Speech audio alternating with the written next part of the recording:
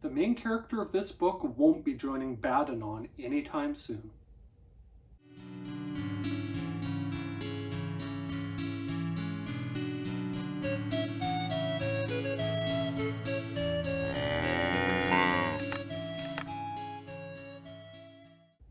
Hi everyone, I'm Jacob, I'm the Cowhat Librarian, and I'm here tonight to talk about Bad Guy by the very, very talented Hannah Barnaby and Mike Yamada. This is delightful, folks. It is a fantastic picture book and I highly recommend it. The premise is simple. The main character self-identifies as a bad guy. He does all sorts of evil villainy. He has an evil lair. He's mean to his sister and does all sorts of bad things every day. And he's convinced that he's about as evil a person as could possibly exist. And then he heads to the public library.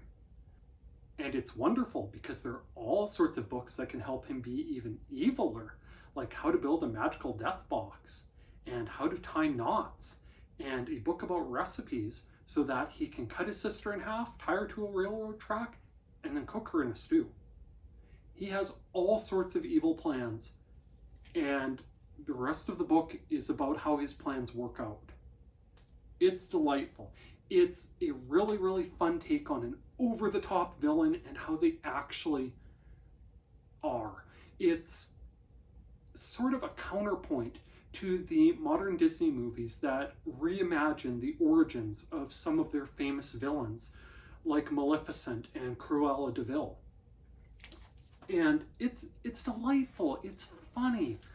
The main character talks about how day to day he's a different villain and does different things, from taking all the pirate treasure to eating astronauts to eating his sister's brain by dumping spaghetti on her head, and his mom's very, very not impressed response to it. It's wonderful. The art style is fantastic. It's clear and colorful and stylized, and it feels just a tiny bit retro. It's wonderful. I highly, highly recommend it. And the fun stuff doesn't end with the main character either. There are a ton of small things in the background to let you know that there's more to this family than meets the eye.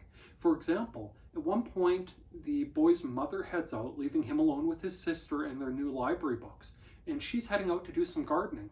Well, the illustration shows her heading out to garden, certainly, but if you look closely, she's also carrying bags of money that make it look a lot like she robbed a bank. There's also indicators in her vehicle, I believe the license plate, yes, that says bank money, that indicates she's a thief of some renown. The main character's sister, the book she borrows from the library is Eat, Pray, Love, and it's P-R-E-Y. So there are all these fun little hints that there's more to this family than meets the eye. And you should definitely go borrow it from your local library. The reason I have this copy is because, unfortunately, it wasn't being borrowed from my library. It showed up on my deselection list, and it was selected for pulling because it wasn't being borrowed. And because I had enjoyed it so much, my kids had enjoyed it so much, when it went on the free book card, I snagged it. Anyway, go to your library and borrow it. You won't be disappointed. Now, there's no deal breaker here. This is wonderful and creative and funny, but there are spoilers ahead. So, the ending.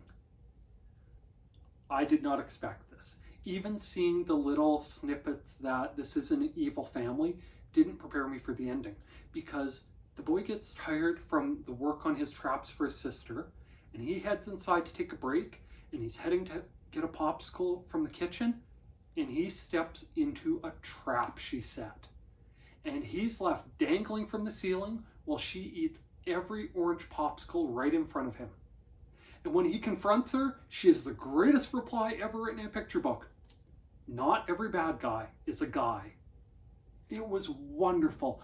When I first read this to my daughters, I laughed my head off because it was so perfect, so deadpan, so unexpected, even with the little hints in the background.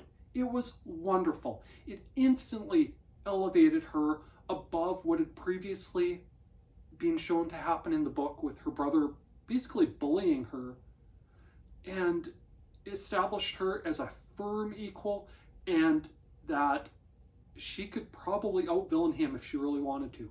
It was wonderful. I highly, highly recommend this book. Please go borrow it from your local library. You won't be disappointed. With that, thanks for listening to me gush about this book. And if you do use your public library, I'd like to encourage you to contact the powers that be and let them know that you value it. Send an email or make a quick phone call to your city councilors or your mayor and tell them you support the public library and you want council to as well. It'd make things a lot easier for the library staff members who work really, really hard to find sustainable funding so we can keep providing you the services you need.